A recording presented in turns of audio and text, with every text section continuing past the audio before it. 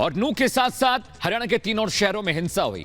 प्रशासन एक्शन में है, लेकिन बड़ी बात यह है, इस बीच बड़ी खबर, एसेट्स जो दुकानें हैं तो उसका भी इसी पोर्टल में एक प्रकार से जानकारी लेंगे और उसी आधार पर उसकी भी स्कीम बना करके उनको सबको दिया जाएगा, ताकि जो नुकसान जिसका होता है वो क्लेम करता है तो फिर कोई चीज़ बचती नहीं है। अन्यथा बहुत लोग बाद में शिकायत करते हैं कि फलां का तो जो है असेसमेंट हो गया, मेरा रह गया। इसलिए हमने ओपनली सबको कहा कि आपका जो लॉस हुआ आप अपना दर्ज करें और बाद में फिर उसकी असेसमेंट का काम डिप्टी कमिश्नर और जो बाकी एजेंसीज हैं उसके माध्यम से कराया जाएगा, ताकि जल्दी से जल्दी हम इसका असेसमेंट करके लोगों को राहत पहुंचा सकें। इसलिए ये पोर्टल जो है इसका एक्सटेंशन किया गया। पोर्टल तो पहले से बना ही हुआ है क्षतिपूर्ति, लेकिन उसको एक्सटेंडेड वे में उसका जो ऑपरेशनल जो उसका दायरा है वो बढ़ाया है। तो ये इसके बाद मैं समझता हूँ कि एक बार प्रेजेंटेशन देखेंगे तो कोई प्रश्न होगा तो उसमें करेंगे। धन्यवाद सर। प्रेजेंटेशन या पोर्टल भी दिखा रहे हैं तो ये तो पुराना स्वरूप है, आपको याद है। पहला ये लैंडिंग पेज है उसका पोर्टल का, इसमें जब व्यक्ति अपनी DBP ID भर देगा तो तत्क्षण उस परिवार के जो सदस्य हैं उन सबके नाम आ जाते हैं और फिर जिसके भी फ़ोन नंबर से वो OTP मंगवाना चाहें वो OTP भर के उसके बाद ये जो मुख्यमंत्री जी ने कहा नया स्वरूप है या एक्सपेंडेड वर्जन है ई क्षतिपूर्ति का, वो अभी। तो अब हरियाणा के मुख्यमंत्री मनोहर लाल खट्टर को सुन रहे तो उन्होंने कहा जो संपत्तियों को नुकसान पहुंचा सार्वजनिक उसकी भरपाई सरकार करने की कोशिश करेगी। इस बीच नूह के साथ साथ 3 अलग अलग इलाकों में हिंसा हुई थी और हिंसा के बाद प्रशासन एक्शन में है, सख्ती बरती जा रही है। 41 FIR दर्ज हुआ है। साथ ही साथ आपको बताएं कि 116 गिरफ्तारियां हुई हैं, कुछ लोग डिटेन भी किए गए। जरा रिपोर्ट देखिए और समझिए कि नूह हिंसा के बाद हालात अब किस तरह से हैं।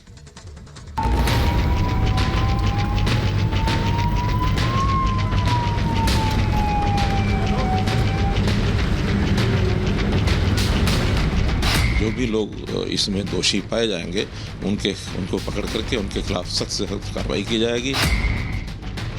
सोमवार को CCTV में कैद ये तस्वीरें नूह की हकीकत बताती हैं।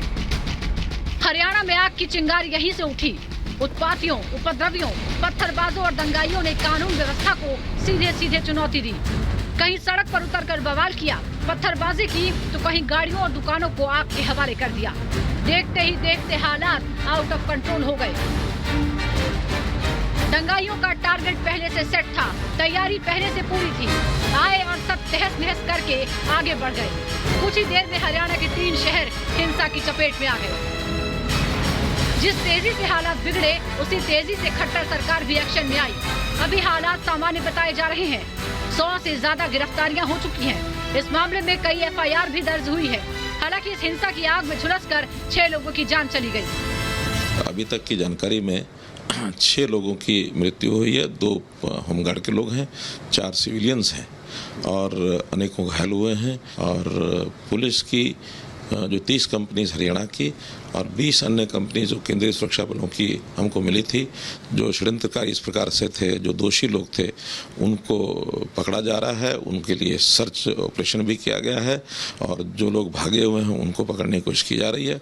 अभी तक 116 लोग ये अरेस्ट हो चुके हैं। जो भी लोग इसमें दोषी पाए जाएंगे उनको पकड़ करके उनके खिलाफ सख्त से सख्त कार्रवाई की जाएगी। किसी को भी बख्शा नहीं जाएगा। हाँ, जो आम नागरिक हैं उनकी सुरक्षा करना ये हमारा दायित्व है। उस सुरक्षा के लिए हमारी जो सुरक्षा एजेंसीज हैं, हमारी पुलिस है, वो सतर्क है। सीएम प्रदेश में अब हालात सामान्य और काबू में बताते हैं, लेकिन ग्राउंड पर तस्वीर क्या है? नूह के बाद गुरुग्राम में हिंसा की आग में क्या क्या स्वाहा हुआ।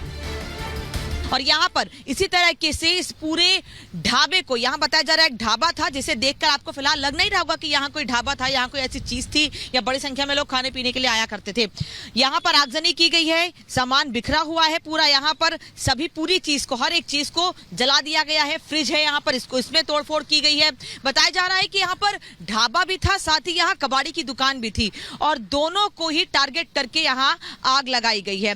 अब हालांकि स्थिति सामान्य बताई जा रही गई है। कुछ दुकानें आसपास खुली जरूर है। जिस वक्त ये हिंसा हुई थी उस वक्त पूरे इलाके को बंद कर दिया गया था, बल्कि इस रास्ते से आवाजाही तक बंद कर दी गई थी। बिल्कुल सामने आप देखिए ये रेजिडेंशियल एरिया है, जिस वजह से पुलिस को और ज्यादा जल्दी से प्रिकॉशन लेते हुए लोगों को यहाँ से हटाना पड़ा, जिससे कि कम से कम आसपास के इलाकों को और ज्यादा नुकसान ना हो। कई दुकानों में भी थोड़ी दूरी पर तोड़फोड़ की गई है। कुछ कुछ जगहों पर खासतौर पर टारगेट करके ये पता करते हुए आगजनी की गई है।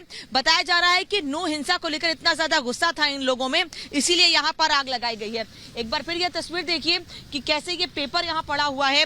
इन पेपर्स जब इस होटल में आग लगाई गई थी, इस ढाबे में आग लगाई गई थी, तो ये सभी पेपर्स यहाँ पर थे। और कबाड़ी की दुकान थी, तो जो पेपर्स हैं, कबाड़ जो लाया गया था अलग अलग जगहों से, वो सब यहाँ बिखरा हुआ है, जला हुआ है। यानी कि इन दोनों दुकानों को खास तौर पर निशाना बनाते हुए इसमें आगजनी की गई है। हालांकि अभी भी पुलिस का ये कहना है कि हम मौके पर नजर बनाए हुए हैं, कहीं कोई स्थिति खराब ना हो इसको सुनिश्चित किया जा रहा है।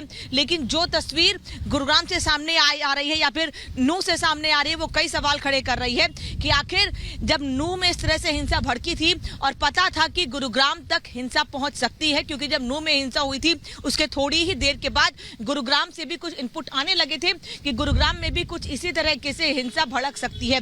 उसके बाद भी यहाँ इंतजाम क्यों नहीं किए गए? अब पुलिस कह रही है कि हालात सामान्य है, नजर हम बनाए हुए हैं। अभी हमको दिख भी रहा है कि स्थिति सामान्य, देखिए आवाजाही यहाँ पर है, लेकिन फिलहाल पुलिस की कोई टीम मौके पर नहीं दिख रही है। आवाजाही सामान्य है। उस वक्त यहाँ पर आवाजाही कोई बंद कर दिया गया था। कुछ दुकानें हैं फिलहाल वो भी खुली हुई हैं यहाँ पर, लेकिन अभी भी लोगों में डर जरूर है।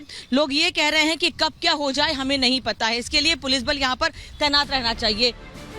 सोहना चौक पर तोड़फोड़ की तस्वीरें और हिंसा के निशान ये बताने के लिए काफी हैं कि उपद्रवियों और दंगाइयों ने किस तरह नूह से भड़की हिंसा की चिंगारी को आगजनी में बदल दिया। जो हिंसा हुई उसके बाद ये देखिए अभी भी जो उसके निशान हैं वो आपको नजर आ जाएंगे। यहाँ पर आग बुझने के बाद पूरा देखा जा सकता है कि किस तरीके से यहाँ पर आग लगाई गई थी, जो कि अब बुझ चुकी है, शांत हो चुकी है, लेकिन इसके निशान अभी भी बाकी है। और जिन निशानों की हम बात कर रहे हैं, इधर अगर आप देखेंगे धुएं का गुब्बार उठता हुआ आपको अभी भी नजर आ जाएगा। अगर आप कैमरे के जरिए देख पाएंगे तो ये देखिए यहाँ पर अभी भी इस दुकान से आपको धुएं का गुब्बार उठता हुआ नजर आ जाएगा। और